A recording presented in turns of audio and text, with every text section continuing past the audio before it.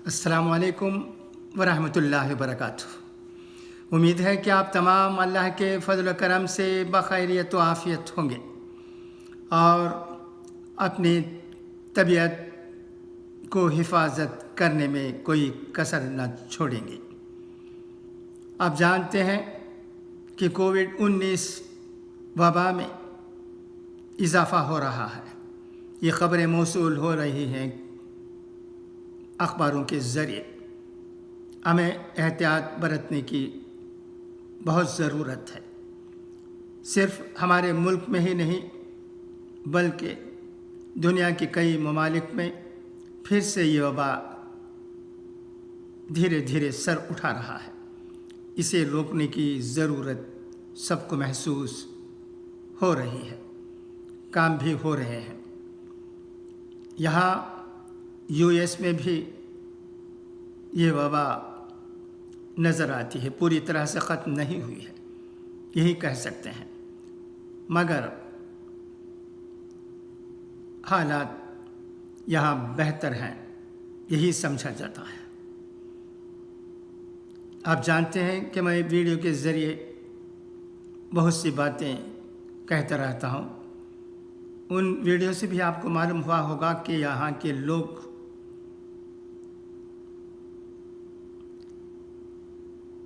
बग़ैर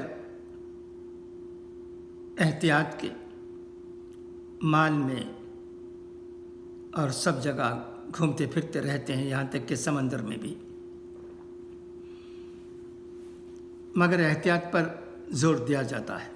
हमारे मुल्क में भी, यहाँ भी और दुनिया के कई ममालिक में भी एहतियात तो ज़रूरी है ही।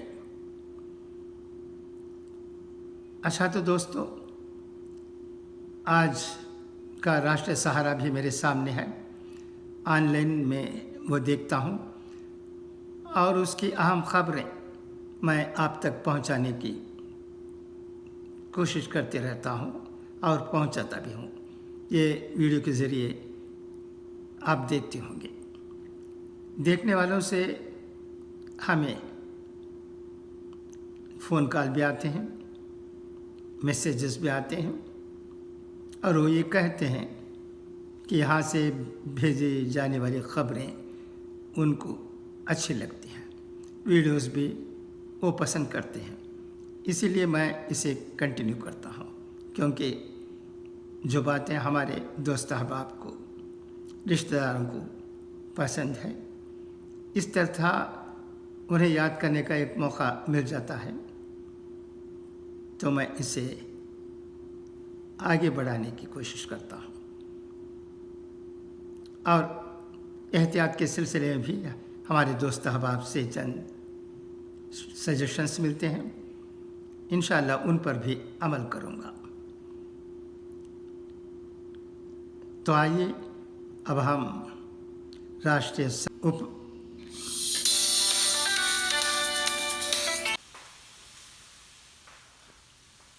नई दिल्ली, वज़ीर आज़म नरेंद्र मोदी की सदारत में 7 अगस्त को होने वाली नीति आयोग की मीटिंग से बिहार के वज़ीर आला नीतीश कुमार के बाद तेलंगाना के वज़ीर आला के चंद्रशेखर राव ने भी किनारा कर लिया है।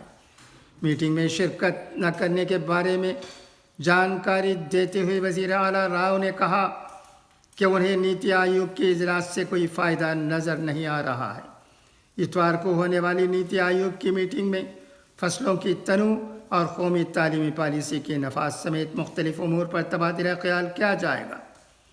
के चंद्रशेखर राव ने कहा कि मैं एहतिजाज के तौर पर कल दिल्ली में नीति आयोग की 70वीं गवर्निंग काउंसिल की मीटिंग का हिस्सा नहीं बनूंगा।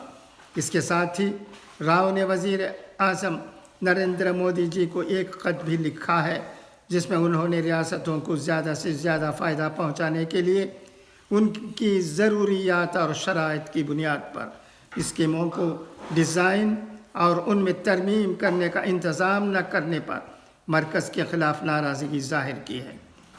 केसीआर ने पीएम मोदी को लिखे ख़त में कहा कि हिंदुस्तान एक मजबूत मुल्क के तौर पर تب ہی ترقی کر سکتا ہے جب ریاستیں ترقی یافتہ ہوں۔ انہوں نے کہا کہ صرف مضبوط اور معاشی طور پر متحرک ریاستیں ہی ہندوستان کو ایک مضبوط ملک بنا سکتی ہیں۔ میں ہندوستان کو ایک مضبوط اور ترقی یافتہ ملک بنانے کی ہماری اجتماعی کوششوں میں ریاستوں کے ساتھ امتیازی سلوک کرنے اور انہیں مساوی شراکت دار کے طور پر نہ ماننے کے مرکزی حکومت کے موجودہ موقف کے خلاف اس میٹنگ سے دور رہوں گا۔ دوسری طرف بہار کے وزیر اعلیٰ نتیش کمار نے بھی ہفتے کو نیتی آیوگ کی میٹنگ میں شرکت نہ کرنے کا فیصلہ کیا۔ نتیش کمار ایک ماہ میں دوسری بار وزیر اعظم نریندر مودی کے ساتھ ہونے والی میٹنگ میں شرکت نہیں کریں گے۔ کچھ دن پہلے ہی وزیر اعلیٰ نتیش کمار کو کورونا سے صحت یاب ہوئے ہیں۔ نتیش کمار نیتی آیوگ کی میٹنگ میں نائب وزیر اعلیٰ کو بھیجنا چاہتے تھے، لیکن انہیں بتایا گیا کہ اس میٹنگ میں صرف وزیر اعلیٰ ہی شرکت کر سکتے ہیں۔ گزشتہ ماہ وزیر اعلیٰ نتیش کمار نے اس وقت کے صدر رام ناتھ کووند کے لیے پی ایم مودی کی طرف سے دیے گئے عشائیہ اور صدر دروپدی مرمو کی حلف برداری کی تقریب میں بھی شرکت نہیں کی تھی۔ حالانکہ ذرائع نے بتایا ہے کہ وزیر اعلیٰ نتیش کمار کے ہر پیر کو منعقد ہونے والے جنتا دربار میں موجود ہونے کا امکان ہے۔ اہم بات یہ ہے کہ سی ایم نتیش کی طبیعت خراب ہونے کی وجہ سے جنتا دربار پروگرام کا انعقاد نہیں کیا جا رہا تھا۔ واضح رہے کہ نیتی آیوگ کی رینکنگ سے نتیش کمار ناراض رہتے ہیں۔ نیتی آیوگ کی رینکنگ میں بہار کو ہمیشہ ترقی یافتہ ریاستوں میں سب سے نیچے رکھا جاتا ہے اور اسے لے کر نتیش کمار نے ناراضگی بھی ظاہر کی ہے۔ نیتی آیوگ کا سب سے بڑا ادارہ گورننگ کونسل میں تمام وزرائے اعلیٰ، مرکز کے زیر انتظام خطوں کے لیفٹیننٹ گورنرز اور کئی مرکزی وزراء شامل ہیں۔ وزیر اعظم نیتی آیوگ کے چیئرمین ہیں۔ عام طور پر مکمل کونسل کا اجلاس ہر سال ہوتا ہے۔ گزشتہ سال 20 فروری کو مودی کی صدارت ممبئی انفورسمنٹ ڈائریکٹوریٹ کے حکام نے منی لانڈرنگ کے ایک مبینہ معاملے میں شیو سینا کے رکن پارلیمنٹ سنجے راؤت کی اہلیہ ورشا سے ہفتے کو پوچھ گچھ کی۔ راؤت کی ای ڈی ریمانڈ میں توسیع کے 2 دن بعد ای ڈی نے محترمہ ورشا کو پوچھ گچھ کے لیے سمن جاری کیا تھا۔ ممبئی میں منی لانڈرنگ کی روک تھام ایکٹ کی ایک خصوصی عدالت نے جمعرات کو راؤت کی ای ڈی ریمانڈ کی مدت 8 اگست تک بڑھا دی تھی۔ راشٹر سہارا کے روزانہ کے نظریہ کالم میں اپیندر رائے کہتے ہیں، نیا یوکرین نہ بن جائے تائیوان۔ چین کی بیان بازی سے ایسے اشارے دے رہی ہے جیسے وہ تائیوان کے معاملے میں ریت پر ایک لکشمن ریکھا کھینچ دینا چاہتا ہے جو امریکہ سمیت دنیا کو صاف صاف نظر آ جائے۔ حالانکہ امریکہ اور ہندوستان سمیت کئی دیگر ممالک کے سفارتکار ماضی میں تائیوان کے دورے کر چکے ہیں، لیکن پیلوسی کے دورے سے متعلق تنازع ان کی سینئرٹی کے سبب ہے، جسے چین اکسائے جانے کے طور پر دیکھ رہا ہے۔ چین میں اگلے ماہ چائنا کمیونسٹ پارٹی کا بڑا جلسہ بھی ہونے والا ہے۔ ایسے میں امریکہ کو نتائج بھگتنے کی دھمکی دینے کے بعد جن پنگ انتظامیہ اگر دورہ ہو جانے کے بعد کچھ نہیں کر پاتا ہے تو یہ اس کے لیے اس جلسے میں شرمناک صورتحال کی وجہ بنے گا۔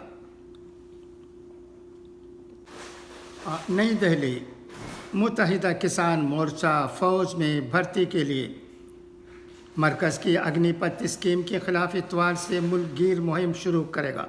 یہ مہم ریٹائرڈ فوجی اہلکاروں کے یونائٹڈ فرنٹ اور نوجوانوں کی مختلف تنظیموں کے تعاون سے شروع کی جائے گی۔ پٹنہ میں گنگا ندی میں ایک کشتی میں دھماکہ ہو گیا۔ اس حادثے میں 4 لوگوں کی موت ہو گئی۔ بتایا جا رہا ہے کہ یہ سبھی کشتی کے اندر کھانا پکا رہے تھے، تبھی سلنڈر میں دھماکہ ہو گیا۔ لوگ پانی میں بھی نہیں کود پائے اور دیکھتے ہی دیکھتے 4 لوگوں کی موت ہو گئی۔ معاملہ منیر کے رامپور پتیلا گھاٹ پر ہفتے کی صبح پیش آیا۔ اس حادثے میں 4 مزدوروں کی جھلسنے سے موت ہو گئی۔ حادثے کی اطلاع ملتے ہی وہاں افراتفری کا ماحول بن گیا۔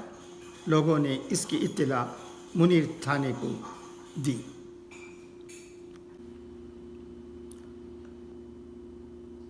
غازی پور، یو پی کی جیل میں بند مافیا مختار انصاری اور ان کی اہلیہ کی مشکلات میں اضافہ ہوتا جا رہا ہے۔ پولیس نے ان کے خلاف مسلسل کارروائی کر رہی ہے۔ ہفتے کے روز پولیس نے ایک بار پھر غازی پور گورا بازار میں افشاں انصاری کی 3 کمرشل زمینیں ضبط کر لیں۔ ان کی قیمت 2 کروڑ 15 لاکھ روپے بتائی جا رہی ہے۔ ان کی دیگر جائیداد پر بھی جلد کارروائی کی تیاری ہے۔ سویرے اگر کوئی ناشتہ بہترین ناشتہ ہو سکتا ہے تو اڈلی اور سامبار ہی۔ اس میں صحت کے لیے کوئی مضر چیز نہیں ہے، اور جن کی عمر 50 سے زیادہ ہو گئی ہے ان کو اشد ضرورت ہے کہ ویجیٹیرین بن جائیں، نان ویجیٹیرین فوڈ کو چھوڑ دیں۔ نئی دہلی، ملک کے کچھ حصوں میں کورونا وائرس انفیکشن کے معاملے میں اضافے کے درمیان مرکزی سرکار نے اسے روکنے کے لیے دہلی اور 6 دیگر ریاستوں کو خاطر خواہ جانچ یقینی بنانے، کووڈ کی مناسبت سے برتاؤ کو بڑھاوا دینے اور ٹیکہ کاری کی رفتار بڑھانے کے لیے کہا ہے۔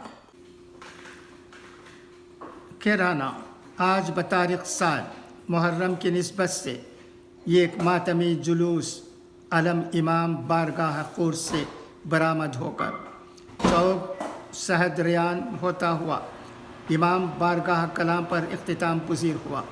اس موقع پر مدثر حسین حیدر اور ان کے ہم نواؤں نے مرثیہ خوانی کی، جبکہ کوثر زیدی، علی حیدر زیدی، آغاز حسین، راحت زیدی، سلطان حیدر، یاور زیدی وغیرہ نے نوحہ خوانی کی۔ امام بارگاہ قدس سے برآمد اس ماتمی جلوس میں محلہ خاج بخش، دادا غریب اللہ اور عزا خانہ علی حیدر علی زیدی سے بھی علم برآمد ہوا، جو چوک شہد ریان پر جلوس میں شامل ہوا۔ یہاں پر مختلف انجمنوں کے اراکین نوحہ خوانی اور سینہ کوبی کرتے ہوئے امام بارگاہ کلاں تک۔ قبل ازیں مولانا جاوید حسین نجفی نے عزا خانہ مرحوم سید محمد زیدی میں مجلس کو خطاب کرتے ہوئے غازی کربلا حضرت عباس کے بارے میں مفصل طور پر فضائل بیان کیے۔ انہوں نے کہا کہ حق و صداقت کی اس جنگ میں حسین رضی اللہ تعالیٰ عنہ اور ان کے 72 جان نثاروں نے دین حق کے نام پر اپنی قربانیاں دیں اور حضور اقدس صلی اللہ علیہ وسلم کے دین کی حفاظت کی۔ مولانا نے اپنے خصوصی انداز میں مجلس کو خطاب کرتے ہوئے کہا کہ نواز رسول حضرت امام حسین کو کلام اللہ سے اتنی محبت تھی کہ نیزے پر بھی فاطمہ اور علی کے لال نے قرآن پڑھا۔ مولانا نے جناب قاسم بن حسن رضی اللہ تعالیٰ عنہ کے فضائل پر بھی تفصیلی روشنی ڈالی۔ دوسری جانب عزا خانہ مبارک علی میں جونپور سے تشریف لائے مولانا رضی بسوائی نے 7 محرم کے نسبت سے واقعہ کربلا بیان کیا۔